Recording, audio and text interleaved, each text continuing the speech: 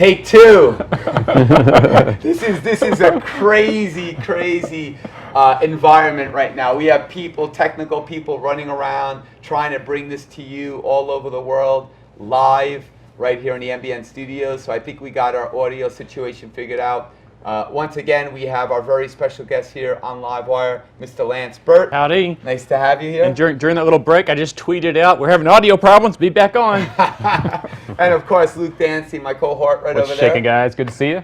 All right. And we have our brand new set that we're chilling on with none other than a man that's performed, 15,000 shows in your career. Yes, sir, in my career. So, and I'm very tired. Yeah, now you're chilling. How many shows have you done so far? Just I believe Yeah. about 1,600. 1,600. Yeah, not a lot. So you're getting there. A long time from now, yeah. But if I combined all of the shows, Yeah. it'd be a little bit more, but nowhere near as 15 or 16,000. You got a few years. Yeah. To catch up. So it's really awesome to have you here. You've been a dear friend of mine from the very first moment that we had the opportunity to meet, and I. We met people. I don't know if I ever told this story. How Chris and I met. I had just opened at the Monte Carlo Hotel. Right. And we opened in 1996, so it's probably 97, somewhere around there that we met. And we had both been on some cable Discovery. Science of Magic. Science of Magic. Discovery Channel. And at my show, Etta Lynn came back and said, "Hey, there's a magician out there at the audience tonight, Criss Angel." And I said, "Oh yeah, I know him. I saw him. He was on the science show." Yes, and so I went up after the show, and that's the first time we met. You had overalls on. I had overalls on. I remember that. in between shows. Yes. And So- you were very, very kind. So we chatted for a few minutes, and then that's sort of I kept tabs on you from that point on. That I'd seen you on the Science of Magic, and then we had met, and I sort of every time I saw you on television or saw you were doing something, I always kept tabs on you. And then you did a special on the Sci-Fi Channel. Sci-Fi Channel Yeah. and an ABC Family. And then you were in Vegas. Right. This was a couple years later, and you came to the show, and then we had dinner. We went to Hamada's after the Yep, show. I remember that. We had sushi. And I remember. Do you remember what I told you that night? Yeah, in the van. Yeah. You were driving on Las Vegas Boulevard to go back to the Monte Carlo, and you said to me, "Chris, I know you're going to be really big. Save your money." You remember that? I said to you this at this time you were just starting your career. You hadn't had a huge amount of financial success. I know Right. you were still kind of in that struggling Sure. phase, and I think what I said to you, I says, "Chris, you're going to make millions of dollars in your career. You're going to be a huge success." And I thought it was obvious to me that you were going to be huge in the world of magic. Oh, thank you it so was much. obvious to me. And I just wanted to, and I knew you were at that point where you were still kind of struggling, even though you'd had some success, you were still struggling to find your place in magic and what direction your career was going to go. And I felt you just needed someone to give you that little bit of encouragement, someone that was already out there working, and to say, "I recognize you, and you're going to do great things, and go do it." Well, I appreciate how you took time out for me because you didn't have to. And you always have been so kind, so generous with your knowledge, with your time, with your illusions. I remember calling you up and being like, "Lance, I'm doing a photo shoot in the desert. Can I borrow your levitation?" And you'd be like, "Sure."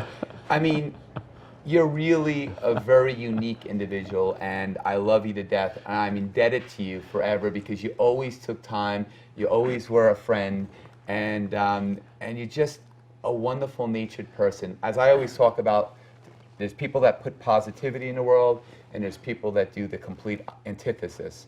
And you're all about positivity, That's right. about love, and about trying to motivate people to better themselves, and that is amazing. And you're doing the same thing. And you pass that along, and you're doing the same thing now. I'm always, every time I'm here, I'm always amazed to see what you're doing, here in your studios with the Magic Place, and I've been on the Magic Jam and Pop Magic, and now you've got this new show here, which is all live, which is really exciting because people can send in questions and interact. We got a with lot us of them too, yeah. live. Yeah, great. So you're doing the same thing. You're passing along your knowledge and experience to out there in the world to people watching us now. Right. Well, And the other thing I just want to point out before we get to a question is I love Lance on a personal, as a friend, but I also love him, with what he's accomplished. I mean, I don't think you realize this. There's a lot of people out there that talk the game. This man has been an enormous success, in Las Vegas, performed thousands and thousands of shows. Johnny Carson performed on Johnny Carson at the time longer than any other guest as a guest act. I mean, you've done so many amazing things in your career, and I think that magicians today should really pay homage to what you've done for magic, for the art form, because you elevated it. You brought class, you brought a sense of style and sophistication that really wasn't apparent in your generation. Maybe prior, you have Channing Pollock and stuff like that, but you're the guy to bring it to mainstream, and you inspired me and so many magicians, and all props go to you, Lance. You're very kind. Thank you. Seriously. And even generous in magic. Like I remember I said to you, I'm working on a new levitation, and you were doing the double levitation at the time, and you gave me permission to do the double levitation, which a lot of magicians are very guarded with that, and you've just been amazing. Now you're working on a movie.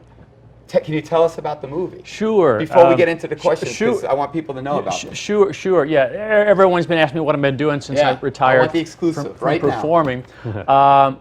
We're shooting a feature film. This isn't a big Hollywood production. It's a very small independent film that I'm producing. I wrote the screenplay with Michael Goudeau, and I'm directing the film. We're about 90% through with principal photography. Oh, now here's a photo. This was taken last weekend. We were shooting a big party scene, and this is an interesting photo because these are some of the actors in the. I recognize Bill Smith, Johnny Thompson, Norm Nielsen. Yeah, this happens to be a shot of all these guys are all magicians. Right.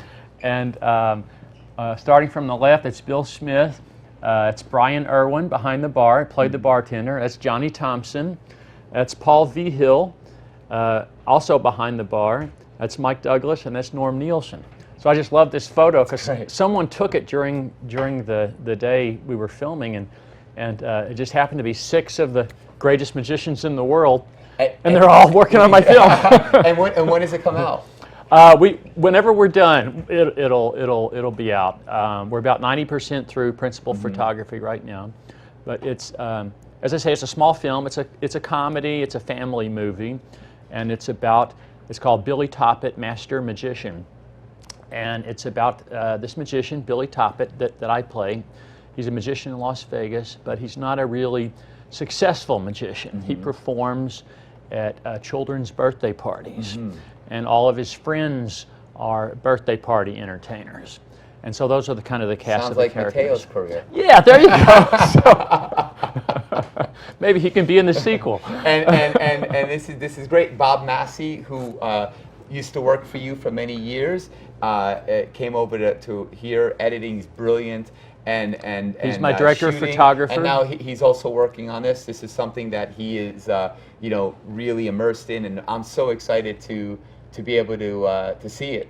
So let us know. We maybe won't tell people what your part is, but we can say that Criss Angel is going to do a cameo role in the film. I said, whatever you want me to do, I'm there. And it's going to be even if the film sucks, all our friends will love it. Yes. Because of all the people that are in it. Yeah, that would be good. We have loyals all over the world, so I'm sure they'll want to watch it as well. Wonderful. Yeah. So Luke, let's get to some questions. I know people want to know. Well, I'd also like to keep in mind to the guys out there that are watching on themagicsession.com, you guys can keep posting the questions live. Also on Twitter, use the hashtag LiveWire. and we're keeping an eye on that too. So let's start from the beginning, Lance. Magic Mitch from the Magic Sessions asking, very basic question, what got you into magic? I started in magic when I was very, very young. I was probably about 5 years old. And I was at a magic show in my hometown, Louisville, Kentucky. And it was actually the Frito-Lay employees' Christmas party. My mother worked at the Frito-Lay plant making potato chips. And there was a guy that worked there at the plant. And at that time, he wasn't a full-time professional magician, but he was a very good amateur, semi-pro magician. His name was Harry Collins, and he was the sales manager at the Frito-Lay plant there in Louisville, and he was doing a magic show at the Christmas party.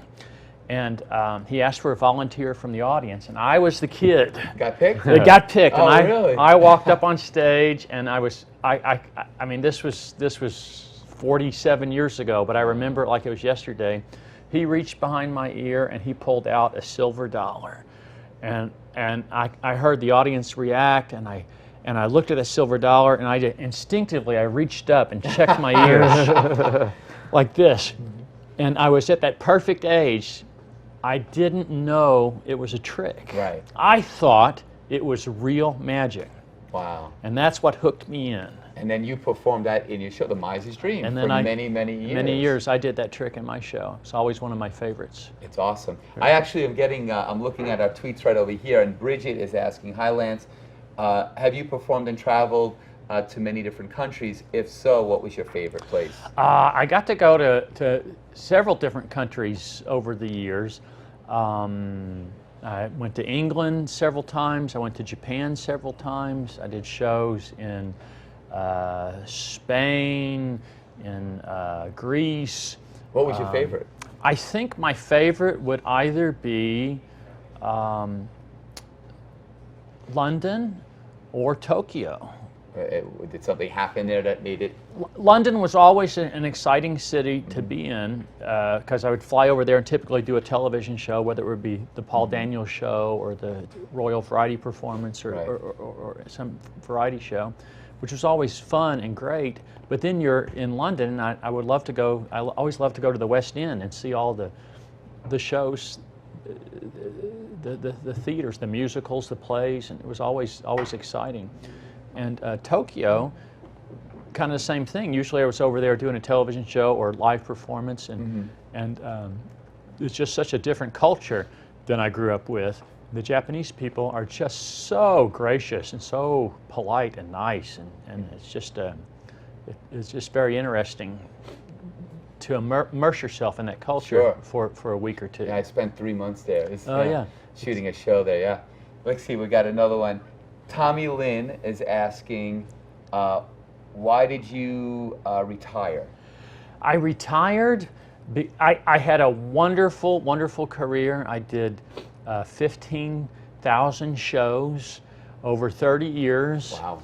And most of those were here in Las Vegas.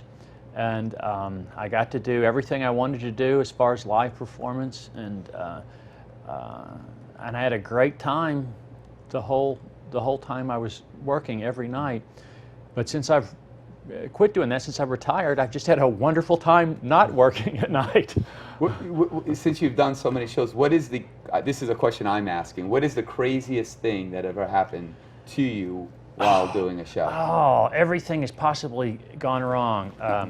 I slipped on the stairs and broke a bone in my foot. Really? Oh, that's right. You were during the show. During the show, at the beginning of the show. Wow. And I finished the show with a broken foot and with a broken bone, and I didn't know I'd broken it till the next day. Were you in terrible pain? I was in terrible pain. It was hurting the whole time, but I managed to finish the show, limping, but I finished. And then the next day I got the X-ray and I saw it was broken in 3 places. Wow. So they had to do surgery. They had to put a plate and 6 screws in there. I split my pants a couple times during the show. That's always embarrassing. Hit the duct tape. I've had birds go into the audience, doves and pigeons and ducks and geese. Poopy on people. Poopies on people. So that's not so bad. There's always comedy involved in that.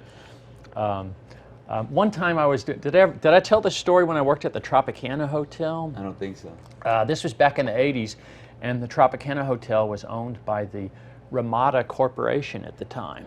And we were doing a special show in Phoenix, Arizona, and it was all Ramada employees, and it was a special fundraiser for some charity. Right.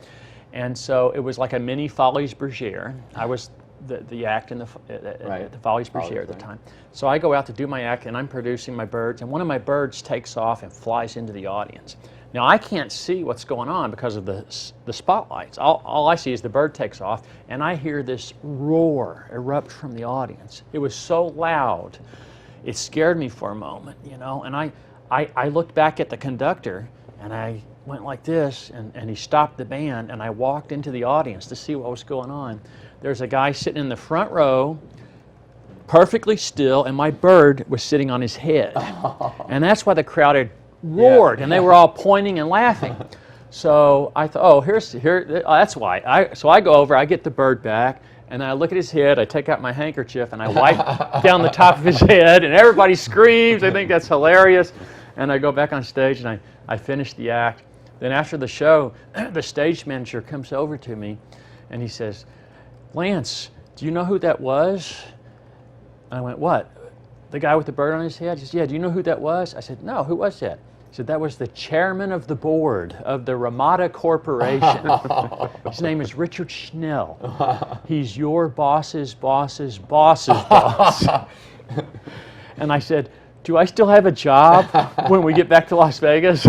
Wow. But he was a great guy and had a great sense of humor. It, yeah. And that's after the show. That's all everyone was talking about. Right. No one was talking about the singers or the dancers Talking about the bird. or the comedians. They were all talking about that magician and his bird landing on the chairman's You never head. know what could happen. It's live. Yeah, you never know. Speaking of live, Yeah, get us well- another- Luke, what do we have? Yeah, we've had some questions coming in. One of them is actually about the birds. So let's go to the video question. This is from one of our female viewers. Hey Lance, I know you were known for your bird acts. When you closed your show, what happened to all the birds? So that's a really good question. What happened to all the birds from your show? What happened to the birds? The doves and parakeets I still have at home, and I feed the doves every day in their lamp. I've got it there in the room. The ducks and geese went to a farm in California, where they rent animals out for television Oh, great. and movies. Right. So the ducks and geese are still working. Oh, cool. That's right. good. Cool, very good. Our next question comes from our friend Corso over at the Magic Session. He's asking, what do you want people to take away from your magic and your personal philosophies? So what do you want people to get from you as a magician? Well, you know, as magicians, we have this opportunity to give people a wonderful gift. And you know, for me, it was when I was 5 years old, and Harry Collins pulled that silver dollar out from behind Changed my your ear. life. My whole life changed. Yeah. The whole universe, as I knew it at that time, changed, because here I was, just a normal kid, and all of a sudden, this guy does this amazing thing, and all of a sudden, everything I knew changed, because I didn't know that magic was possible. But here it was. I was watching it live in person. And you know, at some point later on, someone explained to me, "Lance, it's not real magic. You know, this is a skill this man learned. He Right. studied, and he learned how to do this." But then that was, to me, that was a great thing, because I figured, well, if this guy could learn it, then maybe I could learn it Sure, if I why start not? studying. Yeah. And that's what started me off on my, you know, lifelong passion of learning magic. But as you were talking earlier, once you've been in magic for several decades and you've seen all the magic, you very rarely experience that moment of wonder, what Doug Henning called wonder. Right.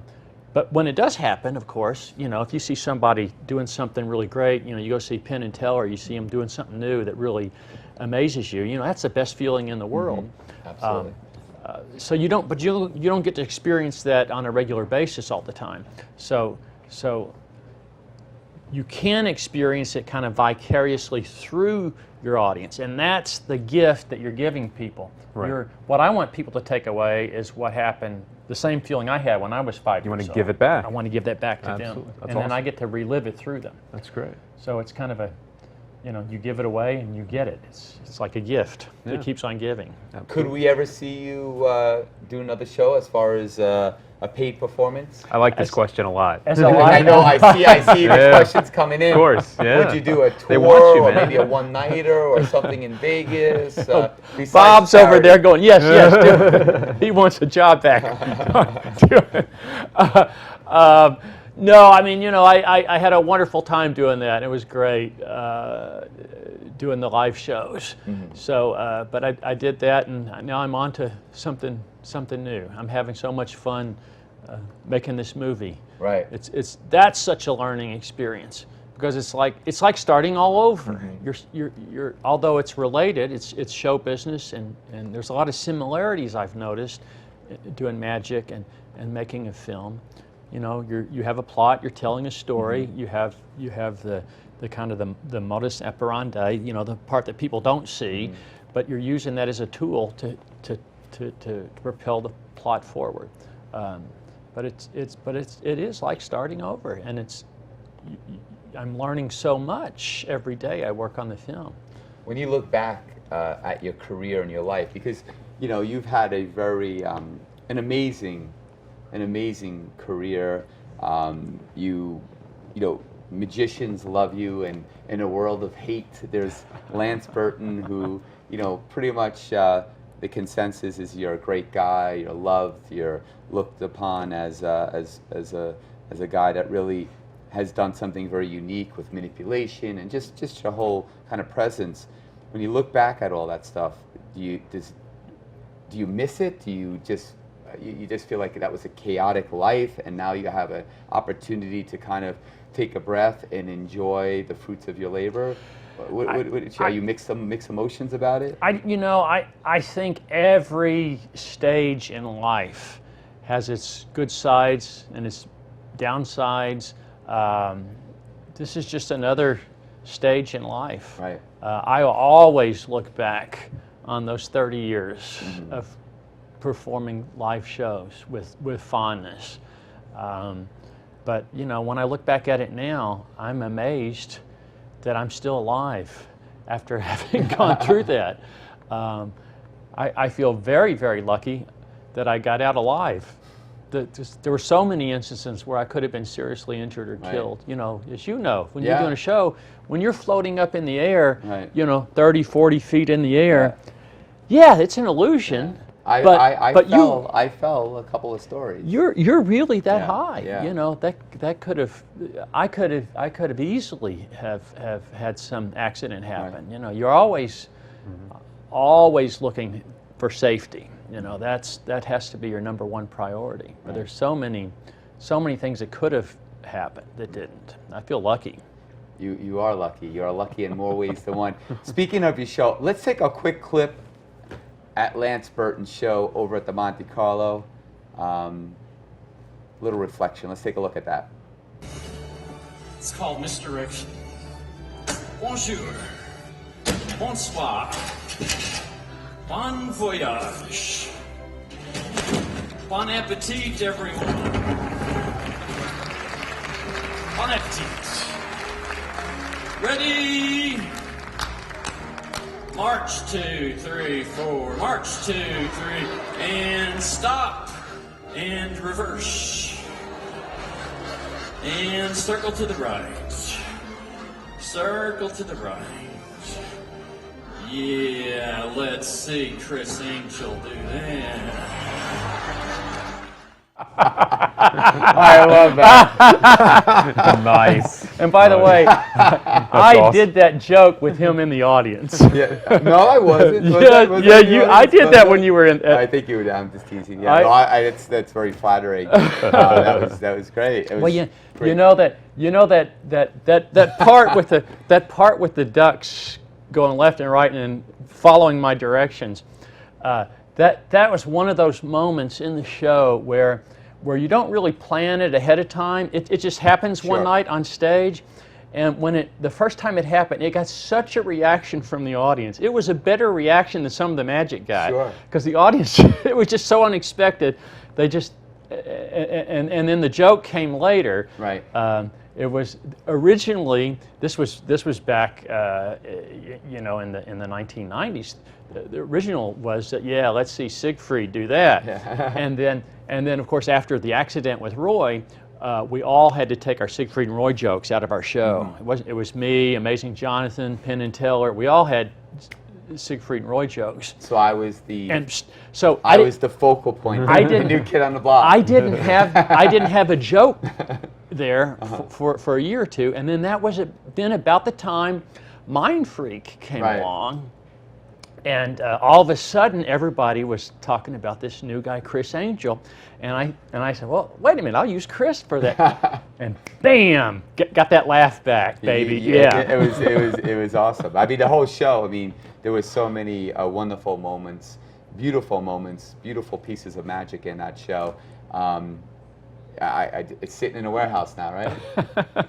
I gotta talk to you about maybe doing an homage to you or something with some of that, because you have great material, fantastic material. What advice? I know we got some people. What advice would you give to people that want to do magic? Starting out in magic, Yeah. you know, all the basic things, of course. Read as much as you can. There's so many great books for beginners. The Mark Wilson course in magic, the Tarbell course in Tarbell's magic, great, yeah. the Royal Road to Card Magic. Yeah. Those are all like good general interest. And then you can branch out from there. Someone was asking earlier about Dove magic. Going to bring that up, actually. I was just been asked again, yeah. You know, there aren't that many books on Dove magic, maybe a dozen or 2 dozen at the most. Read all of them. The ones that I had when I was growing up was the Encyclopedia of Dove Magic, Okay. and I think now there's 4 or 5 volumes of it.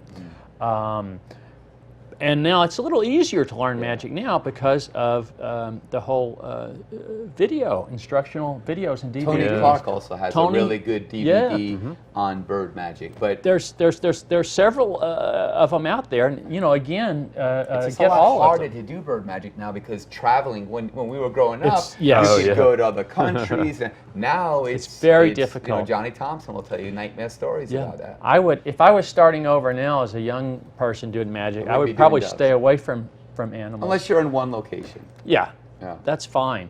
But you know, also you can learn by seeing magic. Of course, with the internet, it's Oh, yeah, really it's easy. so much easier these going days, to yeah. YouTube. It's almost too easy. Yeah, it's true. Exactly. You can go, but if you're interested in Dove magic, you know, you got to go and do a search for Channing Pollock, Fantastic. the master. If you're interested in manipulation, Cardini.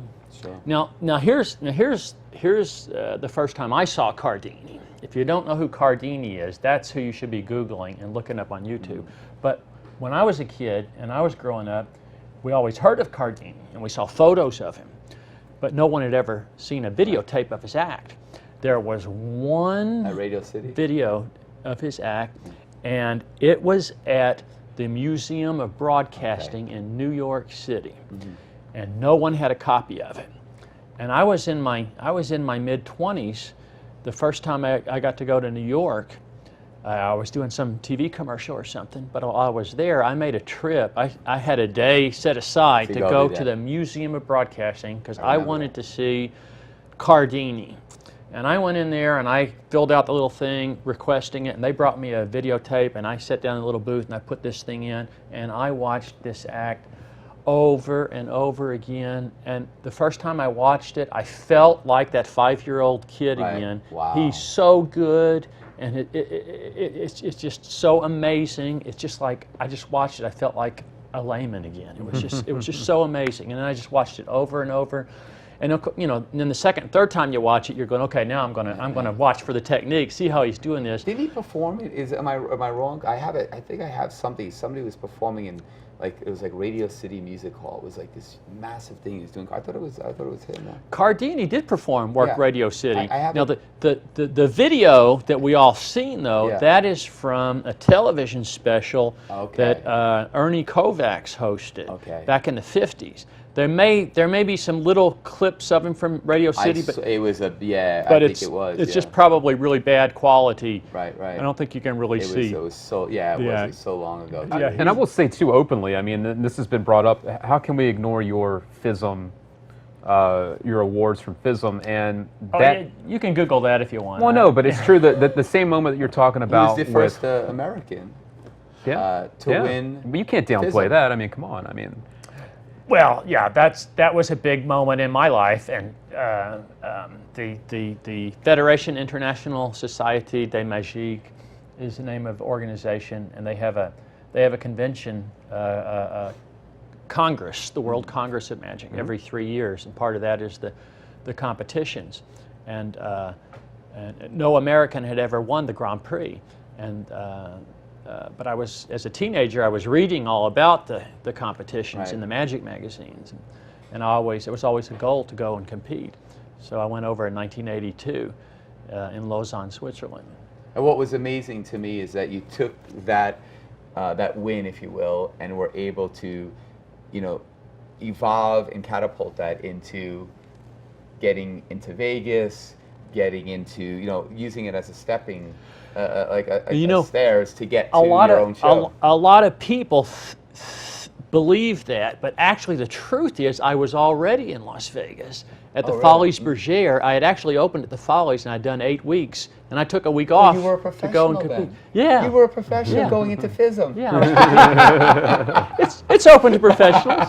No, you did. That was such a beautiful performance. I loved it because it looked like you were from Transylvania. You just had that whole kind of goth kind of, like the vampire movies now. That's what you did. I was ahead of back my in the time. day. Yeah, you were. Yeah. What do you think about the kids that are doing all the finger flicking, the cardistry, all that stuff that's going on right now? That's really designed more as a YouTube. They're not really performing for the public. I mean, what do you take away from it? That to me is a whole different genre. Right. The guys that are doing the things with the cards, the flourishes. Yeah. I'm not sure if that's magic or if it's juggling or what it is, but it's very popular. Do you feel like today that the people that are in Magic are not really paying their dues, in a sense of meaning, like, we used to go out and perform at birthday parties and put together an act, put together a show, and kind of evolve and develop our character, take chances, not being nervous to fail because that's how you learn. And today with the internet, people just try to become an internet sensation. So they just learn a trick they never performed for somebody, and it's a different genre. But do you think in order to be a professional magician, you need to get out there and I think hone your skills? Depends on what your goal is. Right. There's a lot of approaches to magic. Some people just want to do it as a hobby. Some people want to be full-time professional magicians. Some people don't perform at all. They're interested in collecting books or props. So there's a lot of ways you can approach magic. If you want to be a performer and a professional, make your living doing magic, there's no doubt. There's no way around it. You got to go out there and do a whole bunch of shows for strangers For free. and that's how you learn. Yep. So that's always my advice I give to young people starting out in magic. If you want to perfect your magic, you just go out and do a whole bunch of shows. there's no substitute for that. Exactly. Yeah, absolutely. And it's finding a place where you can do the shows, whether Yeah. it's a restaurant or a nightclub. When I was 19 years old, Matt King and I were hired A strip club. at, that too. The one I was going to mention was the theme park. There was a little It's not as exciting. There's a little small theme park back in Kentucky called Tombstone Junction, and it was a small park. They only had one ride, Really? which was a little train that went out, and they had gunfights in the streets. They had country music on the outdoor stage, and on the indoor stage, there was a little stage where they had the magic show. And Mac and I did 3 shows a day, 7 days a week, all summer long. It was great That's really training. paid. That was our first professional job. So I've got a question, and I believe this is actually, I hope you guys know what I'm talking about here, especially you, Chris. This is in from Dave Barham, who we all know. Dave saying, question for you guys. Is it true that Chris and Lance were once romantically involved? What's that all about? Oh, he's. I have talking no idea about- what that's about, but Okay, Dave just so texted me you remember that. we did the episode of Mind Freak, and there was the doll that was. Oh, and you went up and you said the hi. mannequin? Yeah, and you Yeah. yeah, and then it came to life. I think was it that? Yeah. Yeah. I don't know what. I have Dave no was idea. talking Blame about. Dave for that, I think man. That's Dave, not me. my amazing manager, wants to let me know that he just watched 2 minutes of this, if not the whole thing. I can't ignore He's Dave. not still man. drinking, is he? Oh, occasionally. Does he quit drinking? Yeah, or no, no, yeah, he's he's still- not drinking. Okay, you have to get him some help for that. Yeah.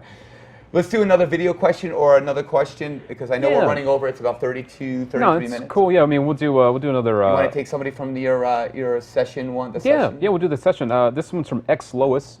What was the process for putting together your show? Because let's be honest, the show that you had was definitely a staple. But what was the process of getting that together to be what it was? That was a long time, and I tell you that when I first came to Vegas, the act that I was doing was the Bird Act, which consisted of doves and candles and card manipulations and the floating bird cage. And the act was 12 minutes long, and that's what I was doing at the Folies Bergère. And I was really lucky there at the Tropicana because my boss was this really terrific entertainment director. His name was Larry Lee, and Larry was always up for anything, for new things for the show. that's awesome. Which not all No. producers or entertainment directors are into.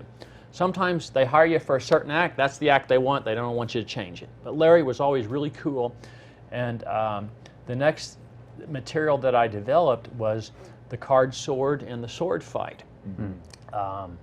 And I put that in the show. And then over the years, I was in that show for 9 years. Over the years, I would develop a new piece of material and I would bring it in to the stage, and we would put it in. And I usually would have to take something else out of the act because I still had to keep that act about 12, 13 minutes. But you were creating But I was- a wealth of Material. which you could use then to put together a show. Great. Exactly. So Wow, over those that's great. 9 years, I developed enough material. To have a then show. I had the material, and then it was a matter of routining it and putting it in the right structure. transition into putting it. doing it all on paper. Okay. That's so. The pieces of advice that I can give people that want to put together a full evening show. When I was about 16, I met a magician named George Goebel.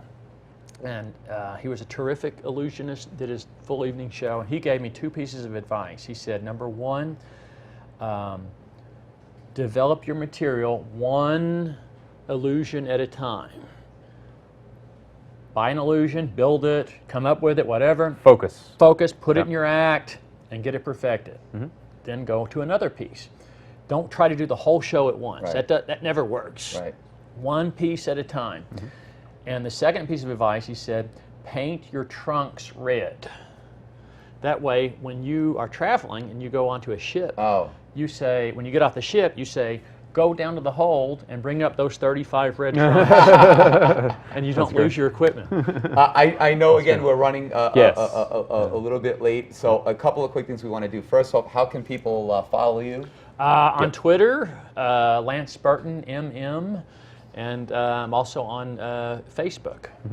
Awesome. And then you'll put information about when the actual movie's coming out. People Yes. can- and we're going to talk about it here. We'll probably show a clip. Sure. And also, let's just fire away. If you have some quick questions, let's just fire a bunch of questions. Yeah, I away. mean, yeah, we'll do Real a couple more quick answers, ones. Yeah, questions. Lightning round. Yeah, There you go. Okay, Yeah, bring it yeah, on, yeah. All right, Magic Jam. So, from Magic Mitch, who were your mentors getting into Magic? Who were your mentors? That's Harry Collins, Okay. Johnny Thompson, Channing Pollock, Wow, a who's who? Gary Darwin. Wow. Had many really great mentors and teachers over the years. Okay, very cool. Let's see what we had for another one. Basically, one other one a little bit earlier was the creative process for you're talking about developing the illusions. I know Chris is developing new stuff all the time. What's your creative process for, from concept to bring it to the stage, new stuff? Read Okay. whatever Okay. area of magic you're into, illusions, mentalism, whatever you do. Soak it up. Everything about that. Digest it all. Okay. Get all the information in the head. Then when you have an idea for something, you'll have the tools to make it And work. try to do original stuff. Yeah, try to add some something of your own to it. Here's a funny question. This one's from Dominic Engel. This is our friend from Germany. I find this one quite funny because I've actually seen the clip too. Please ask Lance Burton, what are your feelings when you were doing magic on Knight Rider back in the 80s? Yeah, that's right. 1985, there was an episode called Deadly Nightshades, and I played Austin Templeton, and I was the evil magician murderer. And it was a lot of fun, and I had a great time. We shot that episode over 7 days, and I got to do magic, and I got to stab a guy and act and do stunts. Yeah, but did you ride in the Kind of what you car? do in your show, anyway. Yeah, exactly. I didn't get to ride in the kit car. All right. But that was cool watching those guys. I'll tell you, the first day on the set, they brought in a driver. This is all this guy did. This was his thing, where they drive the car and it flips up on two wheels like this, and they had a stunt where this guy had to drive down this alley or something and flip it up on two wheels to get by these two cars coming the opposite direction. And I sat there and watched that guy do it 7 times in a row. Oh, wow. Perfect Wow, every very cool. time. Wow. And then the one of the guys on the set leans over and says, "You know, that guy gets $300 every time he does that stuff." All right. Wow, and that was back in the 100 80s. bucks. It was like, wow, okay, that's a cool. lot of money back in the 80s, yeah. What do you got, Luke? How, for someone just starting to want to get a career in magic, and this one's from our friend X Lois, and of course this could go for Chris too. Someone looking to make a career out of magic, what would be some very solid basic advice for someone that wants to make magic their career? Perform. Yeah, we talked about, but as far as taking it to the next level, once you've gotten out there and you've started to do that, how can you take your magic to the next level to make a career out of it? Yeah. Okay. Here's something that I've always noticed about myself and about other people that I've. You always get to that point where you're doing shows, and let's say you're a professional. You know, you're doing your gig and you're working on your act, and you're doing these shows, and you're going, man, why isn't it happening for Yep. me? You know, I'm ready now for the next step. I'm ready for the next step. When's it going to happen? What do I need? I'm ready. When's it going to happen? And you start to get antsy. You know, you always think you're ready before you're ready. That's what I've noticed about myself and Okay. about others. You always think you're ready for that next step. I'm ready to open my own show in Vegas, Right. and you aren't.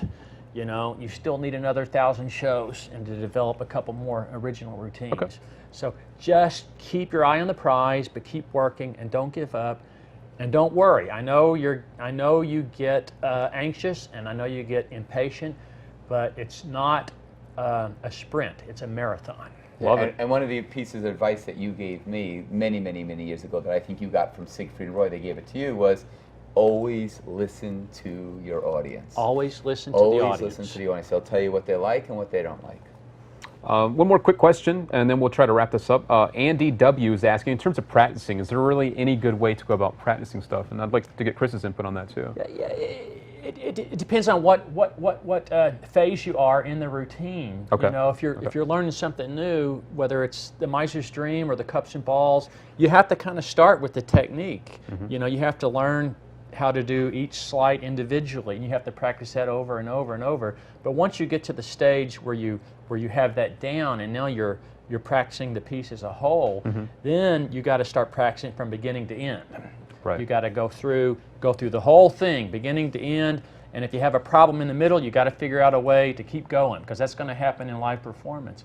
So there's that whole process of practicing beginning to end, then going back and review. It's good to videotape what you're doing so you can see your mistakes, what you need to work on. I've heard Chris mention that a lot too, about videotaping to see. Yeah, from, I think what he said was nailed it on the head. But I would also add that I think there's an experimental phase in there. Once you learn the technique and you get through the routine, you got to experiment with music. Exactly. Your approach, your execution, what kind of character, what are you trying? You know, one of the simplest things that I find people don't do is ask themselves, what is the audience supposed to feel when they watch this? What emotion are they supposed to feel? Are they supposed to be excited? Are they supposed to be happy? Are they supposed to be sad? Because once you understand what you're trying to make the audience feel, that will answer what kind of music you use, how your assistants or other characters interact with the piece, how you move, what you look like, what the lighting is. It's all of that. And that's the fun part, Yeah. the experimentation. And then once you get into performance, Now you've got to do it, and you've got to videotape it, and then you've got to sit down and you've got to be honest. What's working and what's not working. And I'll give you an example from my act. When I first put in The Miser's Dream, there was a whole section that got cut. I opened The Miser's Dream with the Di Vernon 5 coins and the wine glass routine, which is a beautiful sleight of hand piece where you come out and your sleeves are rolled up and all you have a champagne glass, a clear plastic champagne glass, and your hands are absolutely empty. And you produce 5 silver dollars, and it's amazing because there's no place those coins could be. And Di Vernon worked this whole thing out, and you produce these 5 coins, and then they're vanished one at a time, and then at the end they all come back in this beautiful coin star, and they go into the glass, and then I pick it up and I go into the audience with the bucket. And so you had to edit that out. that whole thing got cut because once I put it on stage, the routine was a little long. But the part that people loved was with the kid. When you get the kid up and you pull it out of his ear and his reaction. Yeah, of course. You know, that's, bam, And that's gold. And that goes back to listen to the audience. Listen to the audience. Yeah, because I've done that countless times. I think, oh, this is going to be great, and then the thing that I just paid no attention to is the thing that gets the reaction, and then the thing I thought was going to be great, I actually cut out. So what the audience, listen It's to the true. audience, and the audience will tell you what's good and what's not good. They're the ones that matter. They're the that's ones what that are paid. Yeah, that's right. Well, yeah, absolutely. Well, Lance, Sure. you want to do one last one? Yeah, there good. was One last one? Sure, we could do one more. This one was from Matthew Noah. I'm not sure exactly what documentary he's talking about, but he said something about he was recently in a documentary that Lance was featured in, and there was a thing about failing in a straitjacket or falling in a straitjacket. Are you familiar with the documentary he's talking about? A straitjacket escape, something not going quite right. Straitjacket. I wonder if that's make-believe. It might be. A documentary with the young Okay, magicians. and he was asking about basically with being a failure, something You happening. might be talking about when you were, I know your routine better than you know your routine. When you were in a straitjacket, you went underwater. You did the water for your TV special. yeah. Didn't you have some Is that trouble? what- It was really, you said it was really. Yeah, it's the tough to do it in underwater because Okay. you're all wet. And Right, right. Because he was asking about how do you deal with not failing totally, but fatigue? if something doesn't go right, how do you deal with Oh, not? yeah. You want to have outs. Sure. That's part of the discovery process Yeah. of your rehearsal and performance. Being prepared. Tell the story. I'm laughing because when we were on Mind Freak the very first time, and I was doing the wine barrel, and then you came onto the set. Yeah. All right. So go ahead. So you said. But you're getting ready to get up here in this thing 100 feet in the air, and I'm asking about rehearsals. You said we don't have a rehearsal. This is the This rehearsal. is it. And then you're like, you took money out of your pocket. He's like, don't do this. So I was laughing because that was a story that I keep on telling because. You talk about rehearsals and stuff, and then I was in a situation because of the volume that I had to produce, and it was the first season, and it was chaotic. I had to go in cold water, go underneath. But also, handcuffed. it was part magic show and part reality show. Yeah, And yeah. so that's where the drama came in. Right, Tris is going to do this escape. And not only is he going to do it, he hasn't rehearsed it. You're seeing the first time he's Yeah, attempting exactly. it. That was You the were whole, nervous. I was very nervous Yeah. because I know you take safety precautions. We all do. But still, when you're 100 feet in the air, Yep. and the laws of gravity don't change because you're doing a TV show. Yeah, I remember that was a great a great time. I was nuts. I found But, out the documentary was actually called The Magic Life. The magic. Oh no! Wait a minute. I remember. Yeah. I think I'm supposed to do an interview with Okay. them Yeah, shortly. not sure about that. So but I that don't was know if what I've he was seen the saying. finished product Okay. yet. Okay. Very good. But well, that was, this is. But and before we go, I just want to say this is a wonderful thing you're doing here with this live interactive thing. I've enjoyed taking everybody's questions, and it's been fantastic. we have a lot more, but of course, we're running a little if you're low running- Well, on you know time. what they can do? so They can go to Lance Burton MM, his Twitter. Yeah, Twitter, And you can yeah. ask him questions. You should follow Lance. Yeah. There it is on the screen right now. Follow Lance and ask him whatever questions you want. If I didn't get to your question, you can always, save it up for our next session, which will be, what's the date of that? I think it's May 19th, if I'm not May mistaken. 19th. Yeah, So May put 19th. that in your calendar right now. We'll be doing another live wire. Our guests will be announced probably in the next coming weeks, as well as we'll be doing Loyal Saturday and a bunch of things that are very exciting that are going on here at the studios at magicplace.com, chrishandel.com.